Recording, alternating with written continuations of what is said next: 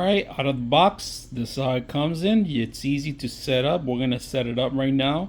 Instructions, follow the instructions. Each set is for each layer, right? So it's well numbered, well labeled. So let's go ahead and do that. All right, this is the finished product. If you guys can see, it is a tall tower for all your stuffed animals. And believe me, we have a collection of stuffed animals. Now, this one, it was easy to assemble. It has all these bungees that you could just remove and add. If you don't want them to come out, you could even take them out from the front. You don't even have to take them from the top. But look at this beautiful area to set up all these stuffed animals into. Now, this could be in any corner, and this is a load of stuffed animals. If you guys can see, we filled it up all the way to the rim. So if you're a collector like my kids are, then this is perfect for you guys to actually display them and also protect them too.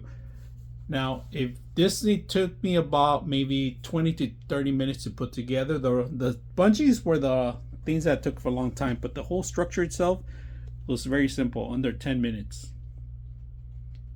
So if you guys are looking for something like this, a simple little product to put together for your stuffed animals, this is it. It stands over 3 feet tall, and it's perfect for all ages.